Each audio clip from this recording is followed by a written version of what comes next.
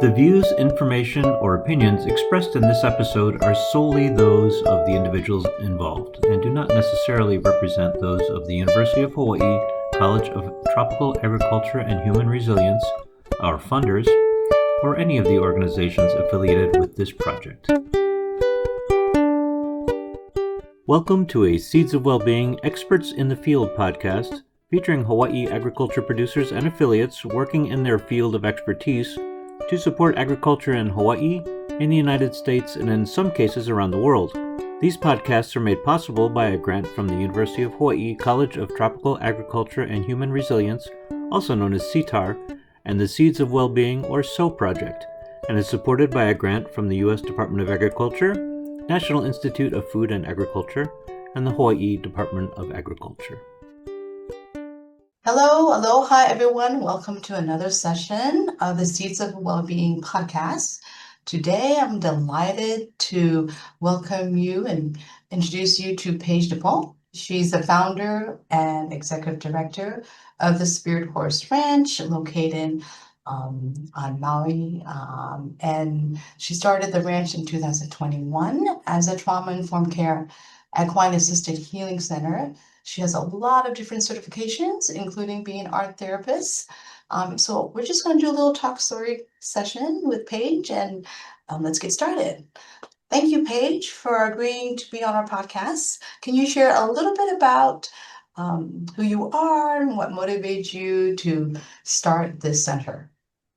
Good morning. Thank you so much for inviting us to share our program with your audience.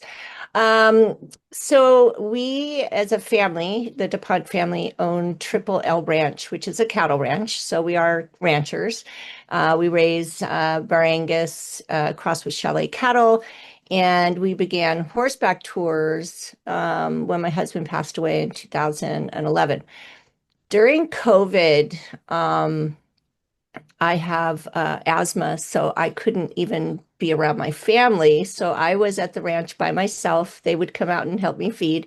All the staff was gone at home, of course. But that first 30 days, I was alone with the horses. And that's who I talked to. So I was down there a couple of times a day with my dog Blue, and I'd sit down on a rock and I would just tell them what was going on in the world. Sometimes I'd shoot videos, and I'm a complex trauma survivor, and so it's complex post-traumatic stress description. And I've done a lot of work in a lot of areas to heal and process that trauma. I'm a recovering addict. And so, I thought I was pretty good until that 30 days with my horses, just every day, a couple times a day, talking to them. I started to feel this incredible shift. Now, I'd always ridden horses. I'd cowgirl up, chase cows, do roundups, ride out on the ranch. But that was a different mentality entirely. It's more of one of power, domination, and control, which is needed when you're chasing cows to a certain extent. However, when I was sitting there talking with them, and I'd always kind of treated them like family, this internal regulation started happening. The world was kind of going through crisis, and I was very calm, which was new for me. And so I kind of had an epiphany that in 2012, I wanted to do something with the horses geared towards recovery, addiction recovery. And I hit a lot of roadblocks within the powers that be. And so in 2020, with all of the mental health crisis that was happening with COVID, and my feeling so at ease and healing just by talking to the horses about everything, I started to check into the possibility of trauma programs for equine therapy. And so I did extensive research and found a modality called natural lifemanship, which is akin to natural horsemanship. It's connected horsemanship. But natural lifemanship dives deeper into the principles of trauma-informed care. We get certified as facilitators, not as therapists. So I liked that because I had, of course, had many visits with therapists, and oftentimes it brought up the trauma and rehashed, and it was like reliving the trauma. And what I liked about the principles of natural lifemanship was that they meet you where you're at today. They meet you where your trauma's at, which is basically stored in your brainstem and in your body. And so I investigated that, decided to get certified in this new modality because during COVID, it was like, think about things to mitigate, right? And so we were tourism based and ranch based, and everything was shut down. So I investigated that and I decided to get my daughter and I on board with their training. At the same time, their trainings often mentioned coherence. And I'm like, what's that? And I'm a pretty energetic person, I like to say. But I, with all of the work that I had done, I still would get pretty engaged. And I say engaged because my triggers were still there, even though I'd done all kinds of work and therapies and experiential work. So I started investigating another program called Heart Math, which all the horse organizations talk about. And Heart Math is uh, teaching coherence. So horses are always in a state of coherence. Their heart, brain, and nervous system are aligned. And they're aligned in this incredible phenomenon because they're prey animals. And so they can respond in a nanosecond to danger, or they can relax if they are alerted in a nanosecond. So their response mechanisms are really incredible. I'm just going to interrupt really quick because I'm just clarifying because you mentioned coherence so that folks understand. And I think you elaborated on what does that mean, that alignment and the Right. responsiveness to the situation and context at hand. Sure. So coherence, so horses are always in a state of coherence. Their heart, brain, and nervous system are always aligned. And so what I noticed was, even though I've done all these programs and healing and years of recovery work, I was still reacting to life. And, that meant probably there was unhealed trauma. And so I started learning this coherence technique. And coherence, again, is when your heart, nervous system, and brain are aligned. So when our heart, nervous system, and brain are not aligned, we're dysregulated. So that's not a really comfortable word, right?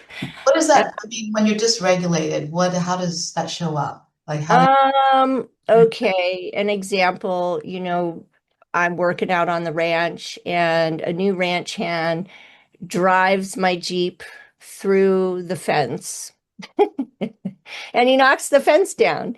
And if I were dysregulated, I would probably start spewing profanities and, what did you do? And kind of lose it, right? This is an actual event that did happen. And so instead of freaking out or getting upset or getting dysregulated, where I reacted spontaneously based on previous experiences that were stored in my memory to a current situation with a stressor, right? So I was triggered, stressor, I lose it, I get mad. After practicing the coherence technique, I could take a look, take a heart-focused breath, which is one of the techniques. It's called heart-focused breathing. Take a heart-focused breath or 6 and be able to realign my nervous system to take a second, pause, see the truck has gone through the fence, assess what needs to be done immediately. Okay, the horses can't get out, the cows can't get out. Take that breath again and say, okay, first, turn off the engine. Second, make sure the brake is on. Third, I'm going to go grab one of our other ranch hands and we're going to put the fence back without having to lose it. And the ranch hand looked at me like, you're not going to fire me? And I said, stuff happens. And so it we'll sounds go. like you're able to sort of slow the process down. So you're able to respond appropriately. And all of us have had trauma.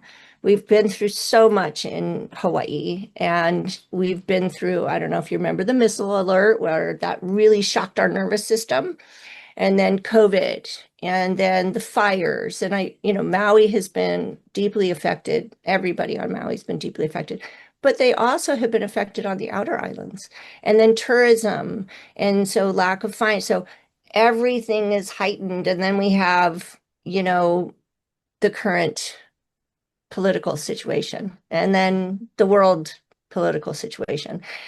All of that creates a lot of stressors on our nervous system. We read the news and, we hold our breath, and, we're trying to run our farms and our ranches, and, things aren't looking good, and we start to panic, and, our relationships at home and with our children and our friends and our bosses get affected. So what I found first and foremost was that my coherence level shifted dramatically within 2 weeks. 2 weeks. 2 weeks. Okay. 2 weeks. In just 2 weeks, they said to me, Paige, you need to practice, you need to try and practice 3 times a day. And I said, I don't have time for that. They said, you don't have time to breathe? I said, nope, I'm a very busy person. I don't have time. I'll do 5 minutes. I was like, this isn't going to work for me. I'm going to do 5 minutes. And so I was like, I'm going to beat this thing. I've got this. I've done all the therapies. I'm good. So just to show them they were wrong, because that's me, I practice with this app and a little sensor that they have. I practice for 5 minutes every day for 2 weeks. And after 2 weeks, I woke up one morning and it was extremely profound. Oh, It was quiet. There was a sense of peace. My head was quiet. I don't know if you hear, na na na na na na na all day long about, it's self-talk that's usually not very positive, about all the things I wasn't doing and should do, and da da da da da da da. It's like nattering away in the background of my day, and the pressure that put on me constantly. I kind of call it my alter ego and named it Sybil. So Sybil was in a state of coherence probably for the first time in my life, because I have a long history of trauma. And the first traumas that happened to me were when I was just just after being born. So there was a first traumatic event that happened after being born, and that just went on throughout my life, continual incidents, right? And so for the first time in my life, my nervous system, my heart, my brain, and my nervous system were aligned. Most people believe that our brain is in charge, but what I found was that the heart was in charge. So if I could breathe into my heart and regulate my heart, which regulated my nervous system, it would send a message to my brain. This is all science.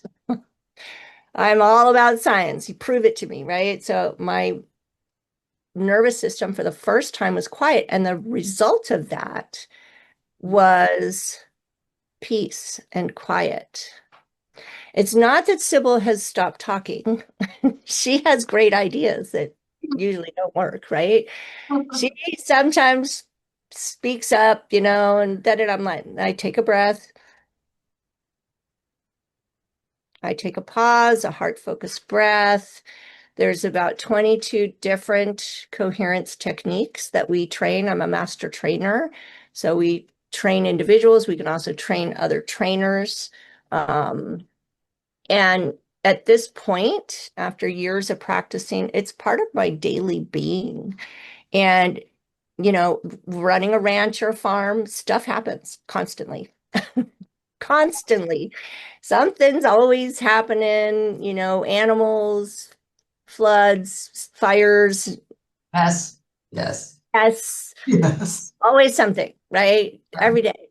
So having that coherence tool, like just at my fingertips, has just been amazing. So how So do the horses relate to this coherence and your tools?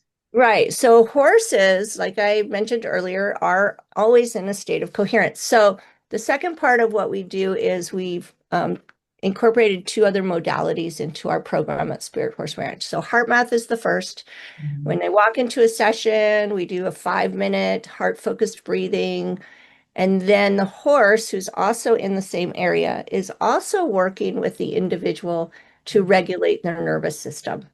Oh, and how do they do that? How do the horses work? So because horses are coherent naturally, they will meet the client where they're at in their nervous system, and they will start to regulate them. Oftentimes, if you ride a horse, you might be a little worried when you're riding at first, and pretty soon the horse is actually working on your nervous system while you're riding, and you start smiling, you start having a good time. So the horse is always within. So they're really tuning into how you're feeling and how your nervous system is in alignment or not in alignment. And they're Yeah. helping you to do that attunement then? Yes. So So they're. what if you're really nervous or you're anxious, the horses feel that. Yep. And They then feel feel that they're not comfortable, so they want to bring you So into. it's not that they're not comfortable. What they do is they'll meet you where you're at, and they'll attempt to help you regulate. As facilitators who work with the horses and equine professionals, the team, there's 4 people in a round pen. There's the client, the horse, the equine facilitator, and the equine professional. So the equine professional keeps an eye on the horse, make sure the horse is okay at all times, and is there for safety. The equine facilitator works with the client, and the horse works with the client. So while we're in there after heart math, we'll go into one of 2 different modalities, equine assisted learning, or we'll go into trauma informed care, equine assisted connection work. So generally when a client comes in, they might not be ready to go into deep processing because it's all experiential and somatic work. So we'll start with some equine assisted learning. When someone walks in, most of the time to a session, they're ready, and just start with the brushing and walking activities. Wherever they're at in their trauma, we facilitate by asking certain questions. And if they're ready, they start to talk about where they're at today and how they can heal that where it's related to their body. So the facilitator, the horse, and the client go through a series of activities that are stretched over different sessions. Sometimes it's just rapid trauma response to help them self-regulate, and the horse help them get back in their body. We did a lot of that right after the fires. And then it goes into long-term recovery. It takes anywhere from 4 to 12 sessions, sometimes up to a year of weekly sessions, depending on the level of trauma and the individual's experience and how they perceived an event and how it affected them on a traumatic level. You and I will not experience the same event the same way. It will not affect our nervous systems the same way based on our personal perception of that event. So each person is treated individually. Each person's program is set up specifically for their story, for their history, for their generational and historical trauma. And it's very personalized. They have their own horse. The horse gets to know them. They build relationship. Now that we are moving into a different phase on Maui specifically, we're incorporating more rhythmic riding, which is an even deeper process of connection building. What happens with trauma is we step outside the body and we start to disassociate. We're functioning, we're doing stuff. But if you notice, people check out. Have you ever seen that? You're talking to somebody and all of a sudden their eyes glass over. Yes. So they're nodding, but they're not present. They're not attuned to you. They're not in their authentic self. And so you can ask them, hey, would you mind repeating back to me what I said? And they're like, I don't know. And right now there's a lot of stressors, right? There's a lot of stressors, financial, emotional, our Hawaii living situation, the grants for helping our communities are out there for farmers are really limited. And things are more expensive, and yet people aren't getting the right amount of funding or funds for what they're selling. And it's a really tough time. So if you have pre-trauma experiences and all of this pressure is on you right now, we would have you come into session and first start to process some of what's happening today. It eventually connects to an original trauma. And sometimes it's not even verbal. You can't even talk about it because you don't really remember. So we work on the somatic aspect of it to help process that, So right? how many horses do you have who are trained? Are they are required? Is there a training for the horses too? Yes, there's definitely a trade. We put about 2 years into training the horses and the team before we had any sessions come in, right? So we started in 2021. We trained for 2 years, trained the horses for 2 years. 2023, we opened our doors and we had been working with about 50 clients, and then the fires happened. So we have 15 horses. We had 13. We've just brought in 2 more. They were rescues, so we're also a horse rescue. 2 horses that one had some serious problems with riding and was kind of thrown away, and we were lucky enough to get him and retrain him. He was very much in what we call a state of submission. And so everything that a horse does in a session teaches the client something important, Oh, right? You know, if we're making a request of a horse and the horse responds with a dropped head, like, can I put the halter on? The horse just drops their head. Theoretically, if you're a cowboy, you're like, good horse, right? It's doing what I want. But for a client, we'll say, what did you notice when you asked that request of the horse? Well, he just put his head down, didn't seem like he wanted it. I said, do you ever feel like that in your life? And they're like, yeah, all the time. I feel like I'm just giving up, that I'm submitting to what it is. So we're trained to facilitate what we see in the horse. We also ask them to notice. What do you notice about the nostrils of the horse right now when you're making that request? They oh, seem pretty flared, oh. and the mouth looks really tight. And what do you think that means? Well, it looks tense. So how does that relate to how you're feeling right now? I'm really tense. I had a bad morning. I had an argument with my partner, and it's just tightening my jaw. And I said, okay, let's do some, and then we do some activities, we do some work around that. So everything relates back and forth. The horses are not a mirror, but they express things that the client can't verbally say. And again, might not even know the answer to, but somewhere inside they do know the answer. Wow. So through the work, we're able to uncover things. And sometimes it's lots of layers. Wow. Sometimes we do refer clients to, a therapist or a psychiatrist or psychologist because we need dual program. Like sometimes people do need a team, Yeah. right? Like a Right. dyad of care. Right. And so we have multiple partners that we work with in Maui, Molokai. We go to Molokai. We work with people over there too. Um, and so we have a whole team of people that we send out. They refer to us. This person's stuck. A lot of times people are stuck. It's not working. Talk therapy isn't working. I don't like it. It's judgmental. All kinds of stuff. Wow. And they're not comfortable sitting in a room. So outside in nature, Sounds you know, fascinating. I mean, I would be very interested in experience. come over.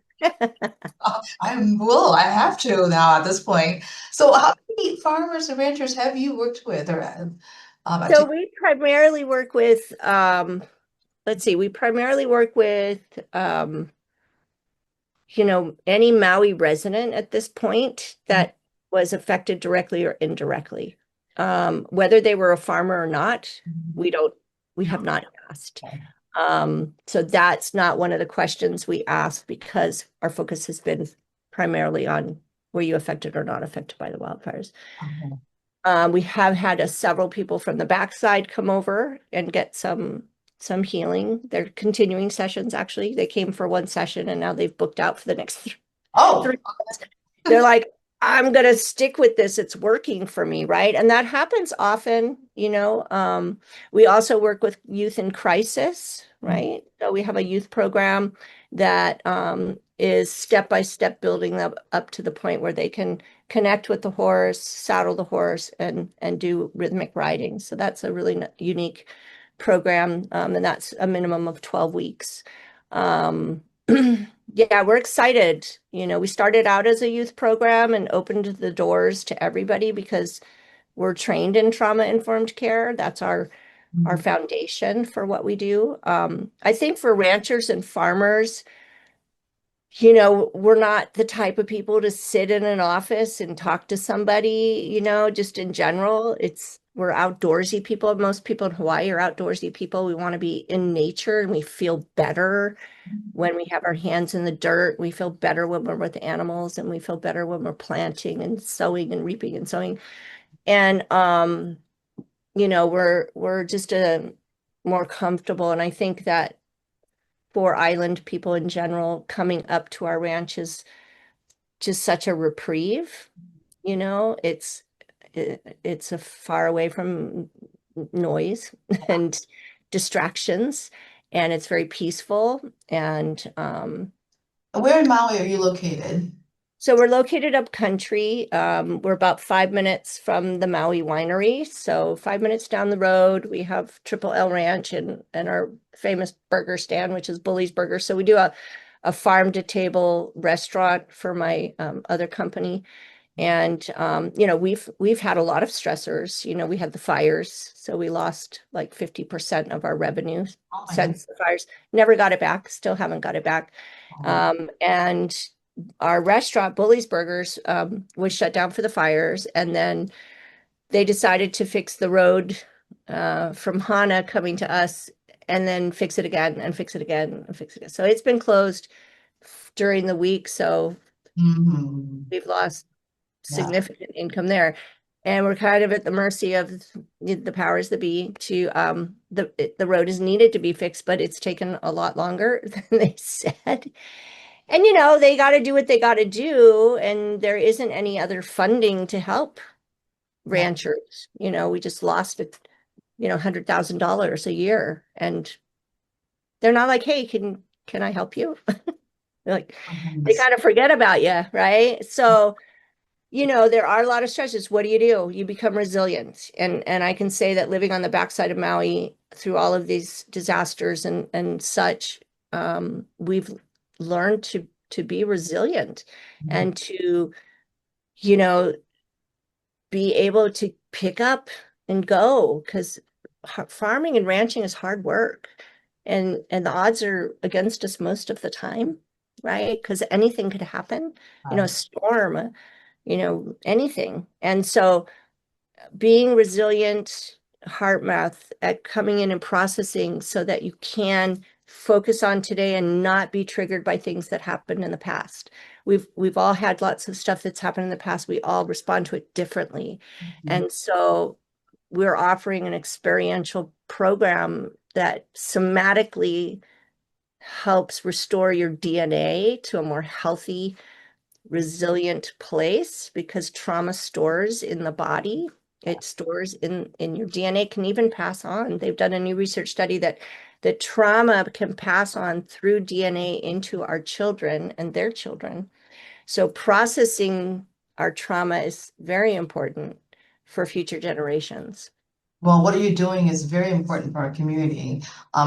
So we're probably at the tail end of our podcast. Is there any last, any sharing of lessons learned or opportunities for the near future that you would like to share with our audience? I would love to see more ranchers and farmers come and experience what we're doing. You know, we did go over to Molokai. Maybe one day we'll create a program over on Oahu too, or the Big Island. I'm really open to that. And the modality has worked really well here. We've created several programs into one specific for trauma and resilience building. And so Challenges, we always have challenges with funding. So, we're nonprofit. And so we're always out there, fundraising and grant writing and stuff. So we feel everybody's on that level too. And we're one of you as far as ranchers and farmers go, we're one of you. And so our heart is very dear to your struggles. Yeah, so we'll look for opportunities to see if we can collaborate. So to make what you're offering available to our audience.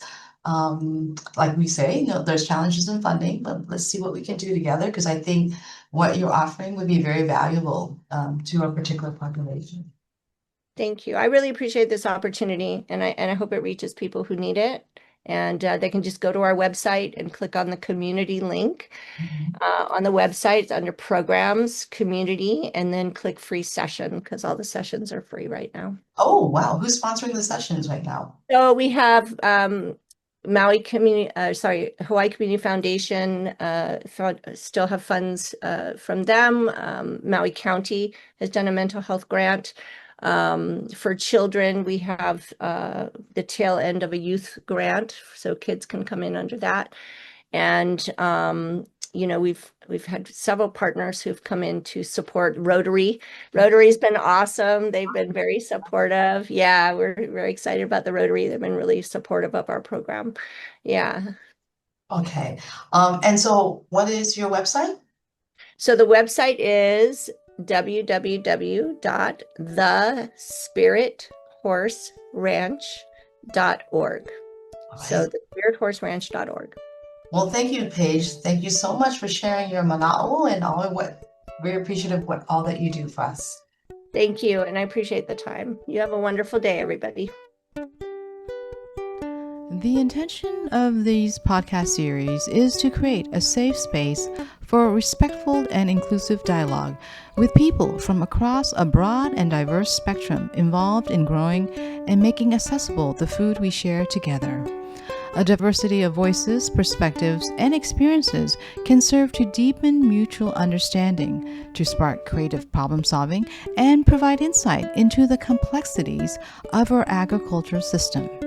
If you, or listeners, have experiences with Hawaii agriculture ecosystem, from indigenous methods, permaculture, smallholder farmers, to large, including multinational agricultural industrial companies, and everywhere in between, and you would like to share your story, please contact us.